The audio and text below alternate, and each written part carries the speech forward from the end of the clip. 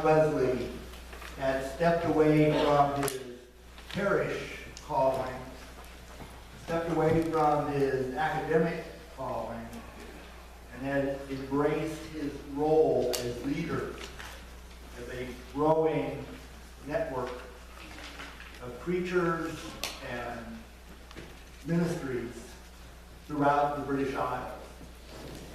This is the only recorded instance where he preached from these two verses.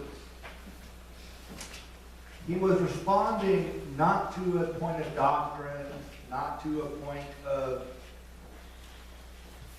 organization, but to the idea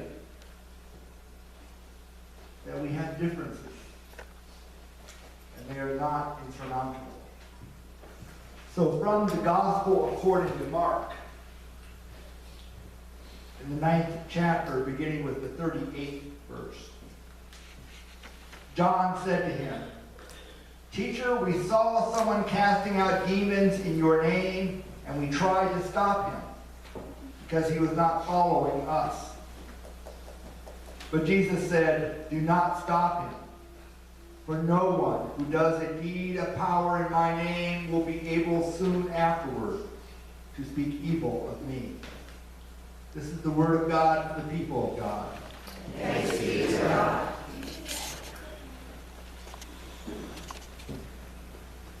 A caution against bigotry. That is a word that in the 21st century has a particular negative connotation. When we say someone is a bigot, we generally mean things like, I don't like black people, or I don't like gay people, or I don't like left-handed people, or Muslims. That's what we infer by bigotry. In the 1750s, it had already been a couple hundred years since the beginning of the Protestant Reformation. And during the subsequent years between 1517 and 1750, Europe had been racked by religious wars. Protestants fought against Catholics. Protestants fought against each other. Religious minorities, the Huguenots, the Waldensians, the Lombards, all of these groups who followed Christ were told by other Christians that they were going to hell, and let me help you get there. England itself had been racked through civil war, through the English Reformation, the Restoration, depending on which monarch was on the throne, that's how it went. With the coming of Elizabeth, by the end of her reign, England had achieved a certain level of normalcy. If we just don't talk about it, it'll be okay. So everyone agreed, more or less, that we have an established church, but we're not going to push it. And anybody who upset the apple cart or thought of a different fruit to sell was looked upon with derision and contempt. And, well, into this blasé form of religion comes John and Charles Wesley.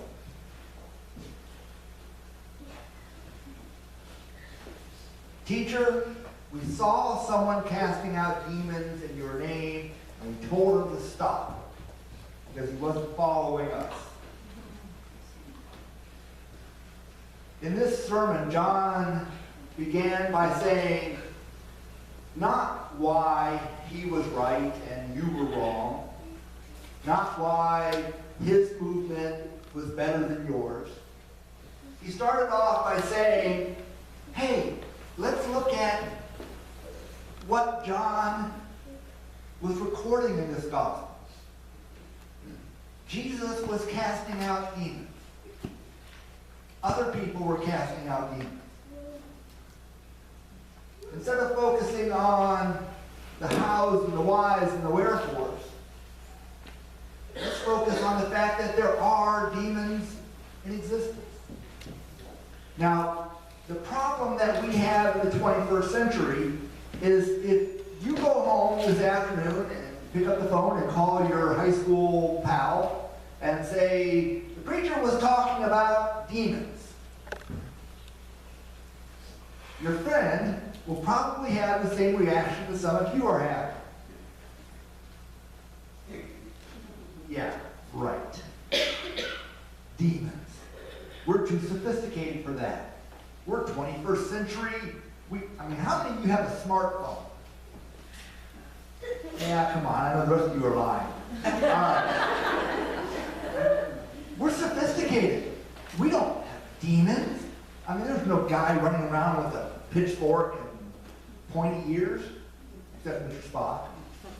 He's dead. No, it's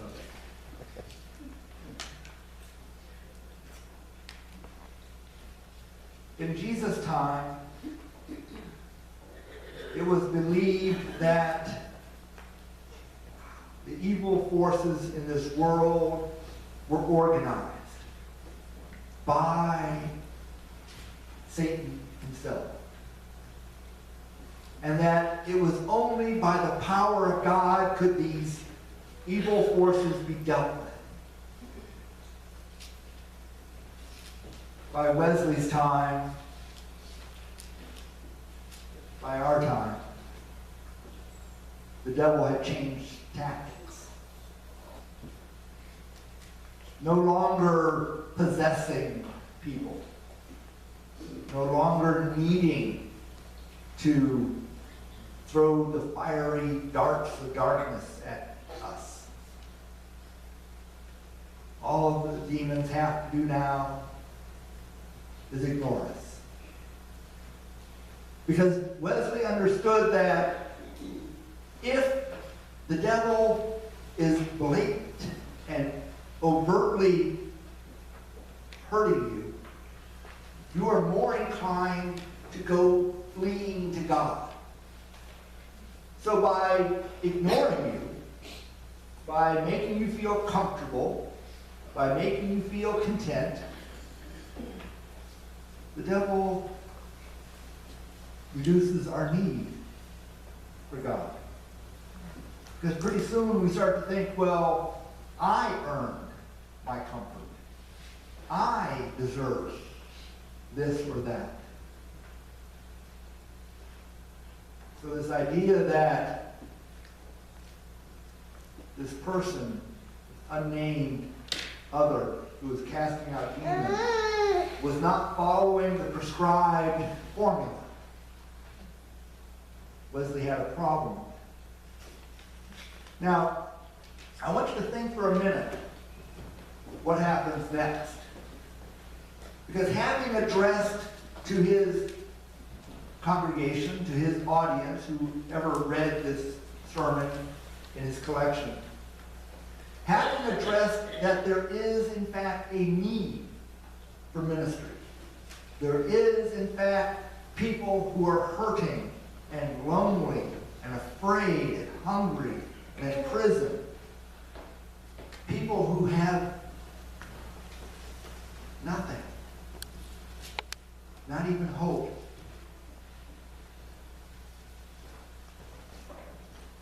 How do we deal with it? Well, we tend to organize ourselves. And we start to look around to see who's like us, who fits our description.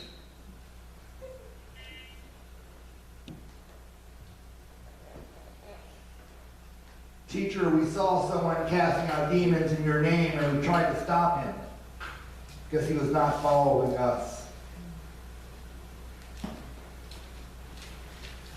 Wesley said, sometimes not following us means they are not participating with us in an outward and visible way. They're not wearing the same uniform we're wearing. They don't dress like us. They don't talk like us. They don't have any of the outward signs that they get it. And he said, Wesley said, we're not all alike. Some of you like vanilla more than chocolate, and that's okay. There are people out there doing ministry who don't look like us. We talked this morning in the study group about the global nature of our church. We're just one church, and yet 40% of the United Methodist Church lives outside of this country. That's a lot of folks. And they're doing church a lot differently than we are. And yet, we're all wearing the same uniform. So what about those who are different? Teacher, we saw people casting out demons in your name, and you tried to stop him because he was not following us. Not following us. Not doing things our way. Not doing things as we would choose. I'm going to take just a quick poll. Let's say at the next trustees meeting, a decision was made to change the color of the carpet in the sanctuary. How fast can we pack?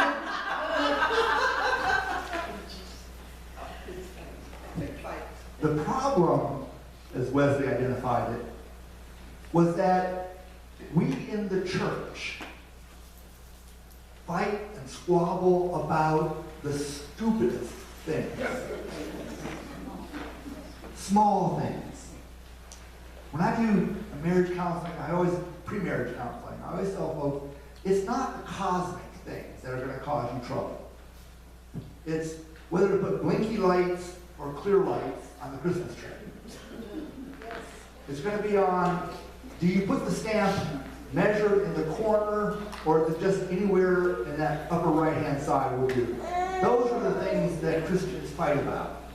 So when the world says, what is the church doing? We're too busy sometimes fighting over, well, you're sitting in my seat. Or I don't like the color of carpet. Or I don't like, we say things like, well, I didn't get out of church anything today.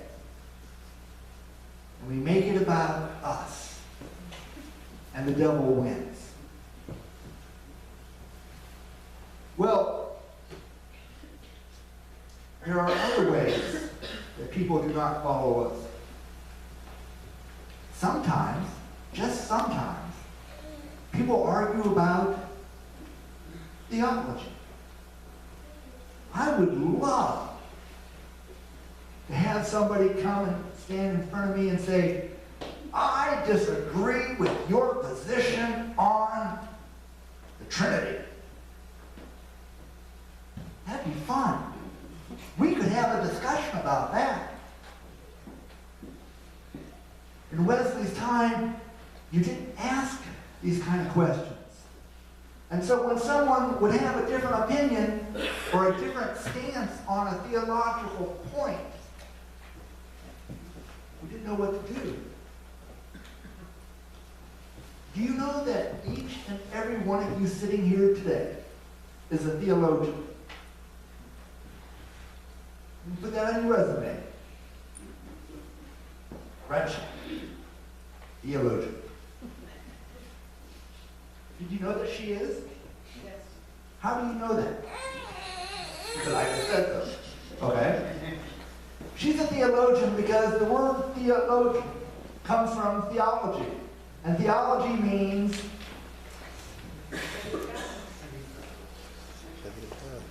not the study of God.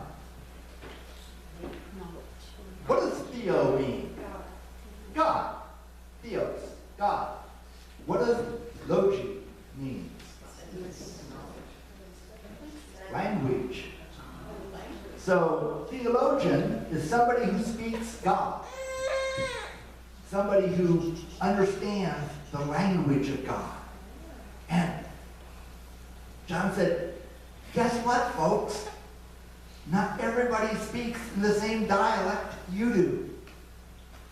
If you've ever been to England and seen the difference between the East Docklands and Liverpool, they don't speak the same language. It's English.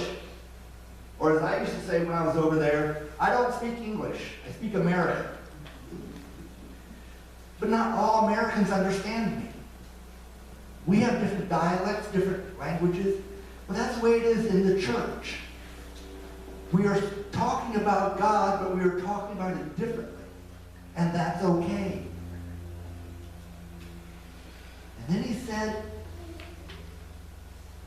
some people don't follow you in your practice. Now, in this congregation, very, very rarely do I see somebody raise hands during the praise singing. I mean, other than that one song where everybody's doing the burying and the lifting up on high. But it comes down to, in Wesley's time, this idea that, he wasn't respecting parish boundaries. He wasn't doing things in the expected way. And yet, he was getting the gospel message out. I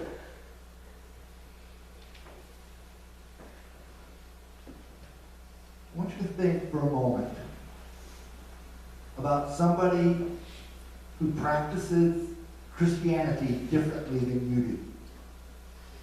Maybe in your family. Maybe the neighbor that you have.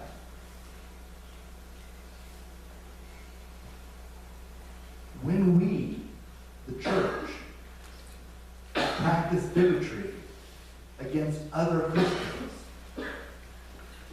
we're doing the devil's work. Jesus said, whoever gives a cup of cold water to you, they're doing my work. So if someone is practicing a different way of living, a different way of experiencing God in this life, for us to practice bigotry means that their approach to God is wrong. And our approach is right. But there's only one of you. In the entire history of the world, there's never been another one like you. There never will be again. But Wesley was reminding us, the people of his time and the people of ours, that we are in this together. That God is bigger than our differences, bigger than our opinions, bigger than our country, bigger than our race, bigger than whatever category you want to come up with. In the end, at the end of the day, the bottom line is solely, does this bring glory to God? If it is, he would say in a later sermon, the Catholic spirit, if it does not strike at the heart of Christianity, we think and let think. If your hand is doing the work of God, then embrace it. Because I celebrate what God is